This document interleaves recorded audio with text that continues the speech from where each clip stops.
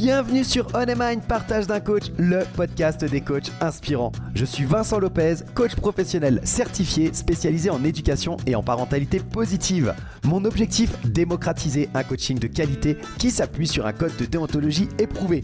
Pour ça, en partenariat avec B-Coaching, je te présente chaque semaine une partie d'interviews de coachs professionnels, des experts passionnés et accessibles.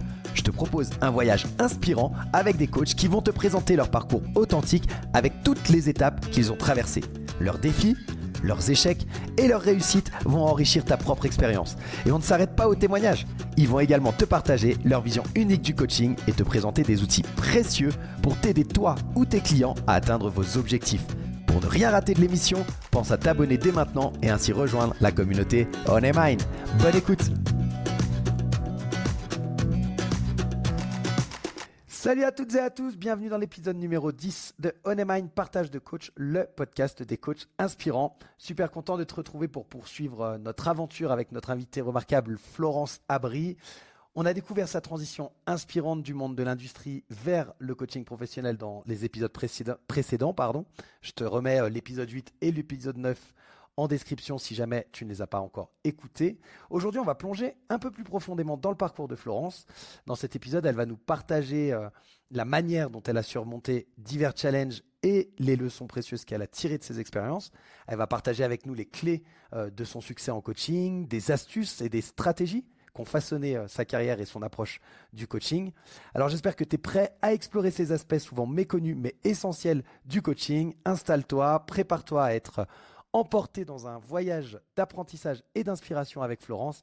Je te souhaite une écoute aussi enrichissante que motivante et n'oublie pas, à la fin de cet épisode, je te retrouve pour conclure ensemble et je te souhaite une très bonne écoute. C'est parti! Ça fait partie des challenges que tu as eu à relever, de te dire, OK, comment je fais pour payer le loyer de mon espace professionnel, comment je fais pour surmonter ce défi-là.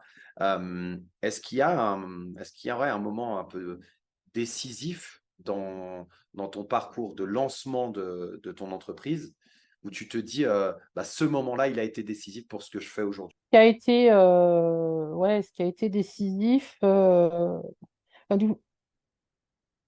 ce qui m'a permis de mûrir et qui, du coup, aujourd'hui, me permet de m'orienter différemment, c'est de travailler avec une plateforme de coaching.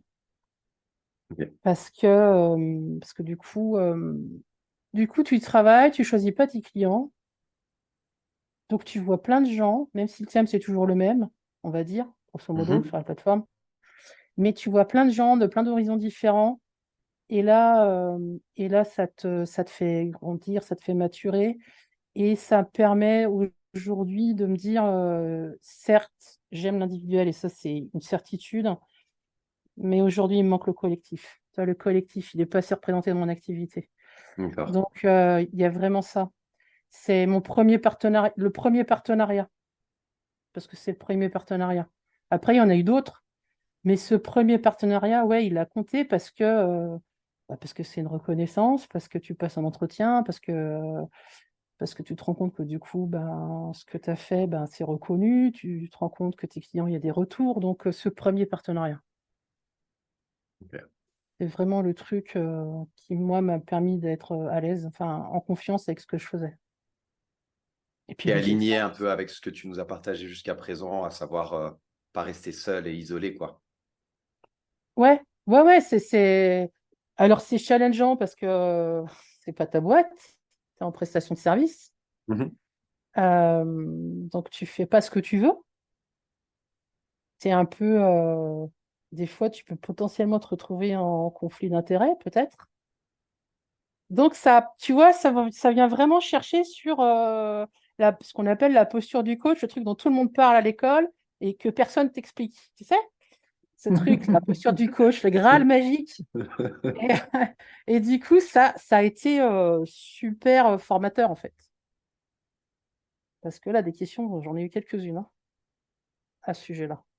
Et où est-ce que je me place, et comment je fais ceci, et comment je fais cela, et est-ce que ça c'est juste pour mon client, pour mon client final, celui que j'ai en face de moi, que je coach, et puis mon client officiel, celui qui signe le chèque. Donc c'est vraiment challengeant et c'est une belle expérience. Super. Super. Et qu'est-ce qui a permis de répondre à ces questions que tu te posais? C'est le temps? Comment tu as fait pour répondre à ces questions-là qui venaient et qui te challengeaient? Alors, deux mots, supervision et pratique réflexive. Ouais, ouais. Voilà. Mhm. Supervision d'abord parce que je pense que si j'avais pas été supervisée, j'aurais eu du mal à développer ma pratique réflexive. Et c'est à ça aujourd'hui que la supervision et encore plus le mentorat me servent, c'est-à-dire maintenir un niveau de pratique réflexive satisfaisante. Mhm. Mais c'est les deux maîtres mots, ils sont là, vraiment. Yes. Et, et après, tout ce qui est compétences ICF. Je me souviens un jour sur, sur un coaching, ça résonne et je sens que je suis en train de perdre ma position. Et tout de suite, je me suis raccrochée aux compétences et au code de déontologie. Et dans les compétences, j'ai trouvé la solution, tu vois, la réponse à ma question qui était qu'est-ce que je fais maintenant? Et tout de suite, j'ai pu me rasseoir dans ma position et de renouveau devenir en stabilité. Donc voilà, voilà pour moi, l'ICF, c'est important pour ce que ça m'amène de cadre de cohérence et de sécurité. Donc Pour toi et pour te supervision, coacher. ouais, ouais, ouais. Et ouais, souvent, alors j'ai eu du mal avec ce cadre, hein, mais souvent, je dis aux gens maintenant, le cadre, c'est comme le cadre de la fenêtre. C'est-à-dire qu'il y a un moment, s'il n'y a pas le cadre pour tenir la fenêtre, tu n'as pas de fenêtre, en fait. Le cadre, c'est un peu comme le bac à sable. Si tu tiens pas le sable, tu peux pas aller jouer dans le sable. C'est pas en sécurité, sinon le sable, il coule sous tes pieds. Donc c'est Mhm. vraiment ça. Maintenant, c'est le cadre, il y a l'espace de sécurité au milieu, et là, je fais une muse après. Mhm. Donc Mhm. supervision, pratique réflexive, et puis une association un référentiel professionnel, on va dire. Ok, ouais. Ouais, ouais. Quelque chose auquel tu peux te rattacher Ouais. qui est plus grand que toi et qui te sert de repère, quoi. Top. Merci. Merci, merci. Euh, Est-ce qu'il y a eu dans ton parcours des ressources, je vais appeler ça comme ça peut être les formations, tu as parlé de ton mentor, ton superviseur, je ne sais pas comment tu l'appelles. Est-ce qu'il y a une ressource que tu aimerais partager, en plus de celle que tu as déjà expliquée, que tu as trouvé indispensable pour toi, ton devenir de coach, en fait, pour développer tes compétences de coach?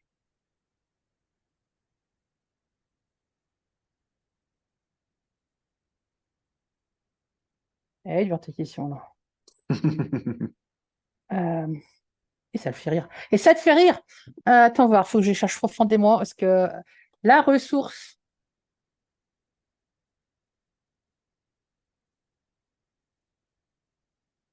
Hein, euh, la ressource, alors ça va faire pompeux de le dire comme ça, mais euh,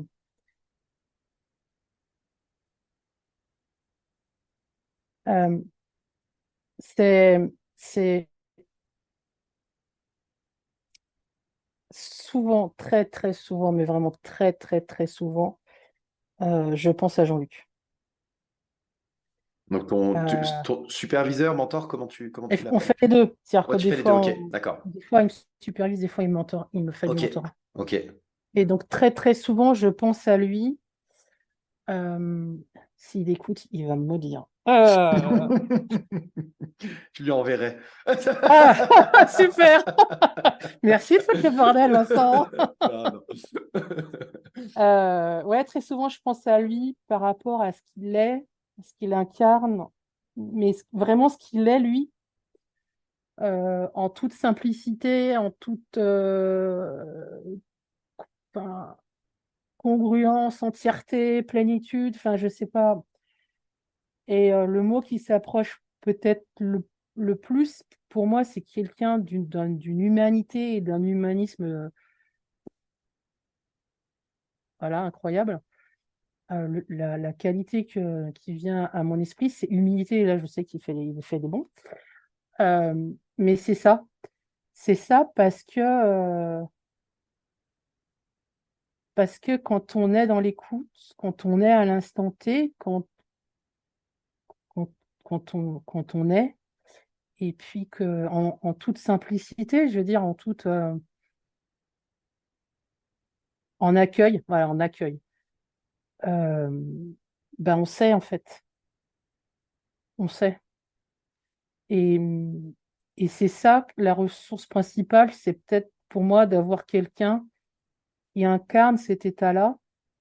Et bien souvent, quand je suis face à une difficulté, je me dis, alors, si tu téléphonais à Jean-Luc et que tu lui partageais ça, qu'est-ce qu'il te dirait?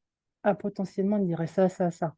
Mais rien que de penser à lui, tu vois, à comment il se tient, à des fois comment il partage des trucs sur ses réseaux, au retour qu'il me fait, c'est d'une telle simplicité et c'est d'une telle transparence que tout s'éclaire en fait. Mhm, mhm. Ok. Donc, Être accompagné par quelqu'un avec qui il y a une relation saine et une osmose qui te permet d'avancer, quoi. ouais, avoir un référentiel qui te permet du coup de te connecter à... Là, ce qui est magique avec Jean-Luc, c'est que du coup, rien que le fait de penser à ce qu'il est, à qui il est, ça me permet de me reconnecter avec ce qui est fondamental pour moi et donc à mon intuition et donc je sais ce que je dois faire. Mhm, mhm. Ouais, bien sûr. Top. Super, merci beaucoup. Là, je t'en prie. Merci beaucoup. Euh, Quels sont pour toi les pièges communs que, un Ah, nouveau coach devrait éviter? je crois que j'ai le droit de dire. Bon, alors, Mika et Alex, fermez vos oreilles. Le plus gros piège, ce sont les outils. Les outils, les outils, les outils, les outils. Non, stop, arrêtez les outils. Ça sert à rien. Non, ça sert surtout pas à nos clients, en fait. C'est ça le plus gros piège. Parce qu'on est une population, les coachs, où on a cette curiosité pour tout ce qui est du domaine de l'humain. On a des fois cette croyance que une situation, un outil, hop, hop, je lis mon tableau de correspondance et j'ai fini. Non, bah non, c'est pas comme ça que ça marche. Euh, donc, stop à ces outils-là, enfin, stop à cette recherche d'outils, à cette fin d'outils en disant je veux avoir une réponse outil à chaque situation. Par contre, ce que ça a intéressant, c'est les outils, et ça, c'est vrai que c'est intéressant d'en avoir, c'est pas tant de les avoir pour s'en servir avec nos clients, c'est de les avoir pour pouvoir avoir différents modèles humains en tête, parce qu'il y a un moment, ce modèle va pouvoir aider un client. Si je prends un exemple avec le stress, il y a différents modèles de stress. Le plus connu, c'est déséquilibre charge-ressources. Voilà, Mhm, ça, c'est un des modèles de stress. Un autre modèle de stress, c'est de dire on est stressé quand en fait j'ai beaucoup de compétences, mais j'ai peu de latitude. C'est-à-dire je sais faire plein de trucs, mais j'ai peu d'autonomie dans mon entreprise. Ça, c'est un autre modèle de stress. Et puis un autre modèle de stress, c'est de dire bah, le stress, c'est quand j'ai un stimuli extérieur qui vient et qui met en péril ma vie, et donc ça va générer une réaction de stress pour me permettre de survivre. Donc là, c'est rapidement, là, c'est trois modèles de stress différents. Chacun, ils ont des outils à part entière. Euh, L'intérêt de le savoir, c'est juste de pouvoir l'expliquer éventuellement à ses clients et éventuellement pouvoir faire des entrants ou faire des ah tiens, si tu me permets, j'ai l'impression que, qu'est-ce que tu en penses? Ça peut permettre des fois à des clients de dire ah ouais, tu as raison, et donc du coup, si je transfère ça, je peux. Mais en fait, vous savez pas, il y a un moment, je vais prendre un autre exemple. Un, client très analytique, très scientifique, très pragmatique, très cartésien. Fait la séance, très bien. Séance sur la peur. Euh, Puis à la fin, je sais pas, je me dis, tiens, tu sais quoi là, avant de partir, je fais jamais ça, hein. Avant de partir, là, je sais pas, j'ai envie de te faire un cadeau. Qu'est-ce que t'en penses? Personne me dit, bah ouais, pourquoi pas, on y va. Vas-y, bah, je te sors un jeu. Et c'est un jeu avec des émotions agréables, des émotions désagréables, jeu de cartes. Et puis des verbes d'action. Je prends les trois paquets, je brasse les trois paquets, je lui fais brasser les trois paquets, couper, etc. et faire choisir une carte dans chaque paquet.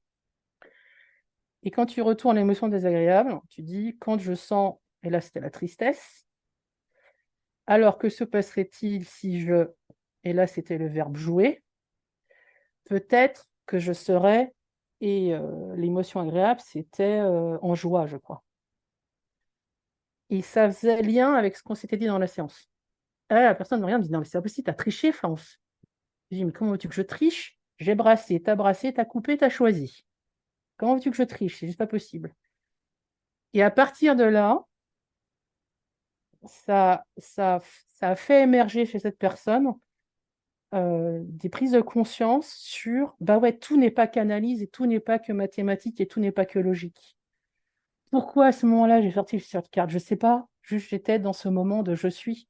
Alors le jeu de cartes, je l'ai, mais sorti de ça, oui, c'est un outil. Pour en revenir, tu disais le plus grand piège. Oui, c'est un outil, mais c'est un outil qui traîne dans mon placard. Il y a un moment, mon esprit il va me dire, bah tiens, si tu allais chercher ce truc-là, mais il n'y a pas d'absolu dans ma recherche d'outils.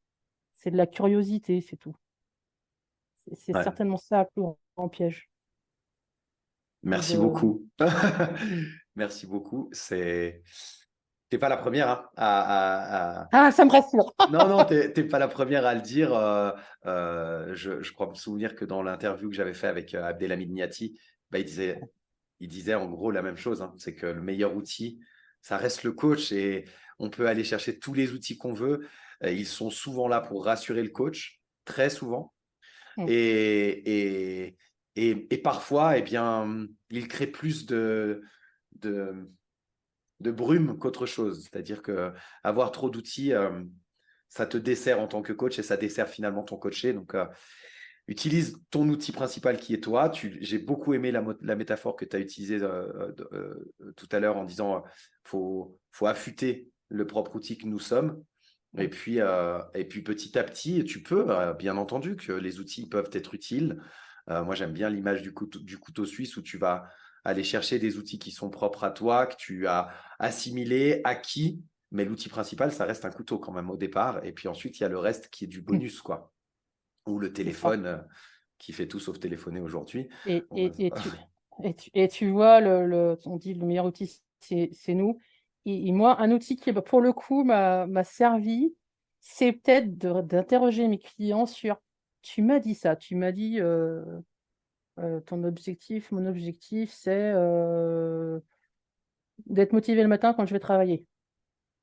Ok, d'accord, mais ça veut dire quoi être motivé le matin? Bah, tu sais, non, je sais pas. Ça veut dire quoi pour toi être motivé le matin? Bah, je sais pas. Bah justement, c'est comment dans ton corps, c'est comment dans ta tête, c'est comment dans ton cœur, c'est comment, c'est des couleurs, c'est des sons, et c'est vraiment d'aller explorer dans les compétences ICF, on parle de l'exploration, mais c'est vraiment ça, c'est de s'autoriser à aller explorer en simplicité, vraiment avec beaucoup de candeur et de naïveté, le mot du client, parce que c'est là où il y a les pépites, c'est là où il y a les pépites. Et, euh, et même ton travail. C'est m'être motivé pour aller travailler, d'accord, mais ça veut dire quoi pour toi aller travailler? C'est quoi ton travail? Ça veut dire quoi pour toi le mot travail? Tu mets quoi derrière? Qu'est-ce qui fait que tous les jours tu vas travailler? Qu'est-ce qui fait que tu es dans ce travail-là?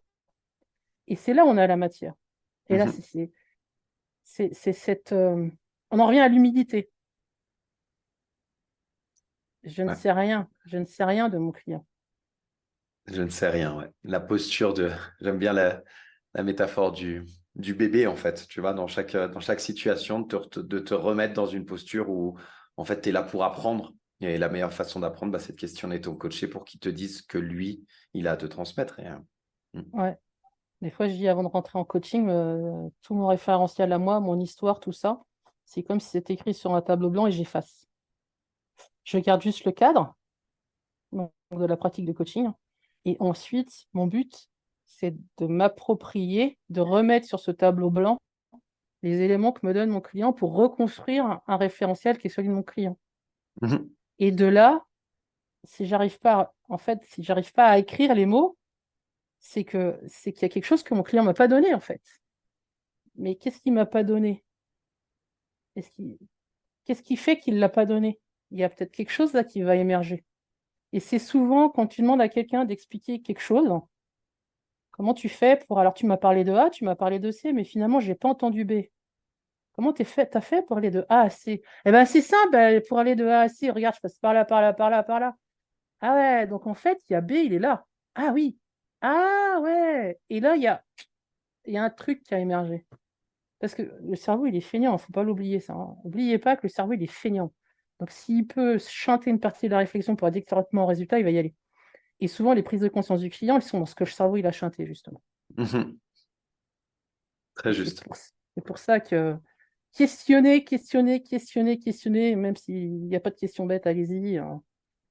Quitte à dire au client, bah, tu vas peut-être me trouver un peu bête. Moi, ça m'est arrivé de coacher des gens qui me connaissaient sur mon ancien métier et qui venaient se faire coacher par rapport à une problématique de leur métier, enfin de ce métier-là qu'on partageait, et de leur dire, alors voilà, en préalable, surtout, aujourd'hui, je suis coach, même si on a travaillé ensemble, je vais te poser des questions que tu vas certainement trouver idiotes, vu mon passé professionnel avec toi.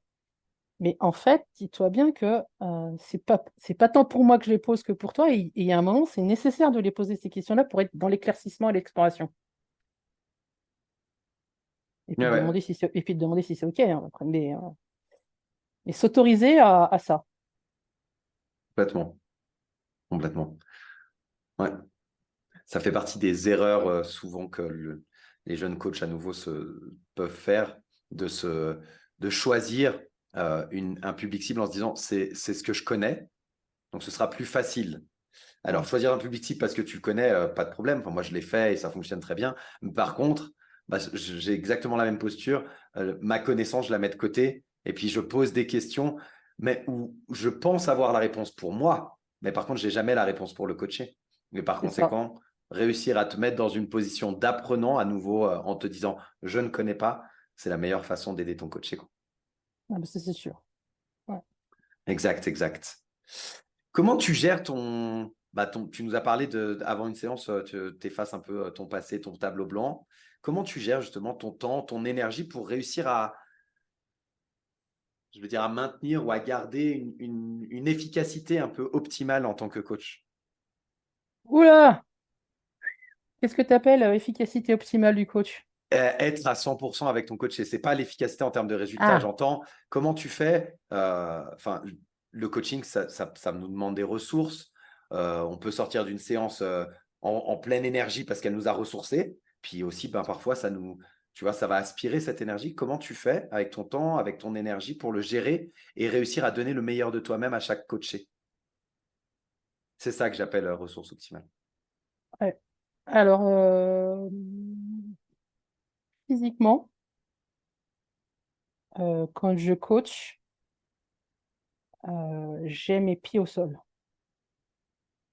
C'est con, hein? J'ai mes pieds au sol et, euh, et j'ai mes 3 points d'assise, en fait, mes 2 pieds et mon fessier, si tu veux. Ça, Mhm. c'est indispensable pour moi. Après, je peux être plus ou moins en avant ou en arrière, mais dans cette position-là, il y a mes ancrages. Et il y a aussi cette connexion à l'énergie qui vient du sol et qui est autour de nous. Il y a aussi, eh ben, si je suis fatiguée ou s'il y a quelque chose, euh, par exemple, je sais pas, en début de séance, il y a un coup de téléphone qui arrive, c'est de le partager, d'être transparente. De toute manière, ça se voit, ça se sent. Donc, il y a cette idée de m'autoriser aussi, et ça, je le dis dans le départ dans le cadre, quand je pose le cadre, à être transparente sur ce qui se passe pour moi. Je ne vais pas expliquer pourquoi je suis fatiguée, mais je vais dire, par exemple, tu vois, ce soir, je risque d'être un peu fatiguée, enfin, je suis un peu fatiguée, je risque d'être un peu évasive. Est-ce que c'est OK pour toi enfin, je risque de faire des phrases alambiquées. Est-ce que c'est OK pour toi qu'on continue ou est-ce qu'on replanifie? Donc, il y a cette transparence aussi. Euh, Et puis, il y a, ça, c'est quelque chose que je fais de plus en plus. De plus en plus, je ferme les yeux. Ou tu vois, là, avec toi, je suis souvent avec le regard à gauche ou à droite. Euh, il y a l'écoute, vraiment le fait d'être sensibilisé sur mon écoute, mon oreille, parce que dans l'oreille, il y a quelque chose qu'on ne perçoit pas avec l'œil, encore plus quand tu es en visio. Et, euh, et il y a cette connexion qui s'opère avec les gens. Et quand ça passe pas, enfin quand ça passe pas, quand j'y suis pas là-dedans, ben, je le partage en fait. Je le partage et en le partageant, alors je sais pas pourquoi, je ne m'explique pas, mais en le partageant du coup ça marche. C'est, alors faut faire attention, hein, faut y mettre les formes, enfin, faut pas le faire n'importe comment, mais on est dans cet allié indéfectible et on est dans ce partenariat, donc ouais, c'est cette transparence moi, qui permet de me connecter à mes clients. Ok. C'est vraiment ça. Et si je suis ça m'est arrivé d'être perturbée par un appel, de dire excuse-moi, je te partage ce qui m'arrive là, je viens d'avoir un appel, ça m'inquiète un peu, est-ce que juste tu me laisses 2 minutes et on voit. Et ça permet de. Puis il y a des fois, ben, j'annule des séances, que je dis, mais voilà, je le dis à mes clients, en fait, j'annule, est-ce qu'il y a moyen d'annuler ou est-ce qu'il y a moyen de déplacer, parce que là, ça va pas pour telle et telle raison, je sais pas, tu vois, j'ai eu le Covid. C'est con, rien qu'un Covid. Au bout de 3 minutes, tu peux plus parler parce que tu n'arrêtes pas de tousser. Bon, bah, t'annules tout, hein. Mhm, mhm, Et mhm. Ouais, mais puis, d'avoir cette franchise, cette transparence. après, il y a des rituels, je pense que j'ai mis en place. Vraiment, je pense même que c'est inconscient, tu vois, des gestes que je fais, parce que je fais beaucoup en télétravail, donc il y a cette posture, là, les pieds ancrés. Et il y a aussi bah, mon écran, je le mets d'une certaine manière. Enfin, il y a pour moi, ça passe par de la ritualisation. Et puis, et puis, et puis des fois, enfin, des fois, non. Aujourd'hui, c'est pas des fois, c'est je me suis approprié vraiment le truc de, comment te dire?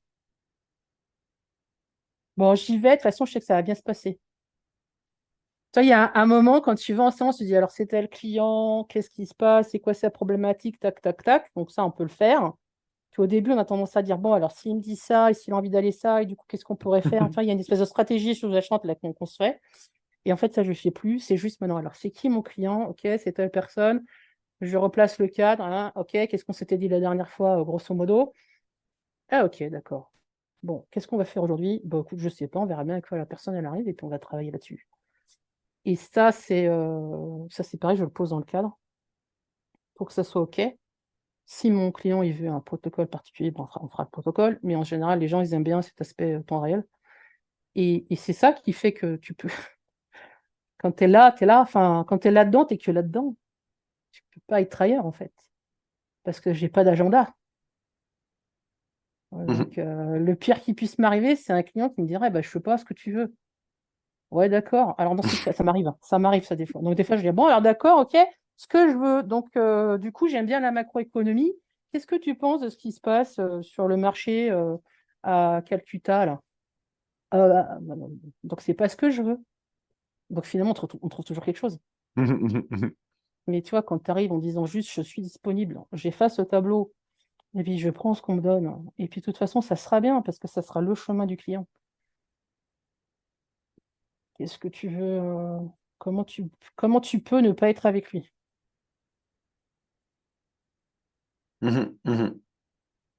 J'ai pensé là, avec ta dernière phrase, ça me fait penser à quelque chose qui est évident pour beaucoup de coachs, ou en tout cas dont on parle beaucoup, mais qui n'est pas évident forcément à mettre en place, et c'est pour ça que je le verbalise. Il n'y a pas d'attente de résultat, en fait. Tu es avec ton client et Non. puis tu attends ton client et tu l'accompagnes, et tu rentres pas en séance en te disant c'est vers ça que je veux tendre ou c'est vers là que je veux l'amener. C'est tout bête, hein, parce que en tant que coach, on a l'habitude de ça et on est censé être dans cette posture-là.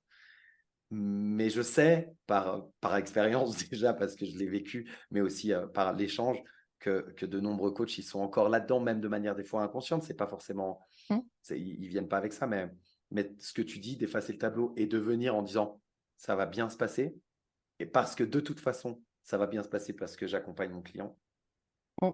c'est son chemin, et point. C'est ça. C'est ça. Et après, c'est là où je dis la pratique. Et là, son importance, parce que le client qui va arriver et qui a besoin de déposer un paquet émotionnel, parce qu'il a vécu je sais pas quoi juste avant. OK, bah c'est ça. Ah bah excuse-moi, non, il y a pas à t'excuser. Si c'est ça qui est là maintenant, c'est OK. Enfin, on prend la place. Comment tu as envie qu'on gère ça? Comment tu as envie que... Tu as besoin de 5 minutes? Tu veux que je mette de la musique? Tu veux couper la caméra? Tu veux que je coupe la caméra? Enfin, et vivre ce qu'il y a à vivre avec cette personne. Et puis, quand je pense au process, du coup, le process des marqueurs PCC, et là où il peut aider beaucoup les coachs, c'est dans se finalement réinterroger plusieurs fois dans la séance la satisfaction du client par rapport à son objectif et son cheminement. Alors la question, souvent, au début, ça déstabilise un peu les clients, d'où la nécessité de poser aussi le cadre de la randonnée au départ. Mais en fait, très rapidement, ils apprennent à dire ouais, bah là, je suis bien content de là où on est rendu. Du coup, il y a peut-être autre chose que j'aimerais qu'on ait exploré, c'est ça et ça. Ok, donc tac, on y va. Et on repart. Mhm. Et ça, c'est un truc. Et la dernière question, enfin, une des dernières questions, c'est bien sûr avec quoi tu repars et qu'est-ce qui t'a plu, qu'est-ce qui t'a été utile et qu'est-ce que tu voudrais qu'on fasse autrement. Puis finalement, bien souvent, les gens disent non, non, mais c'était bon là, comme ça. Ok, donc non, non, mais c'était bon. Et ça, c'est le meilleur résultat, le meilleur indicateur de résultat finalement. Si moi, mon client, il est content parce qu'il a pu avoir cet espace où il a pu juste pleurer, par exemple, bah ok, super. Si ça, c'était ce dont il avait besoin que ça le satisfait, c'est super. Ouais. Donc, pas hésiter à demander au client. Mhm. Mhm. Nul ne sait mieux que le client, ce qui est bon pour lui. Exactement. Mm. Exactement. On ne le fait pas assez, je pense. Enfin, au début, en tout cas, c'est Au début, on difficile à n'ose faire. pas. On Ouais, n'ose on n'ose pas. pas. Ouais. Mhm. On n'ose Exactement. pas parce qu'on ne se sent pas légitime, du coup, on a un peu. Mais en fait, non, soyez.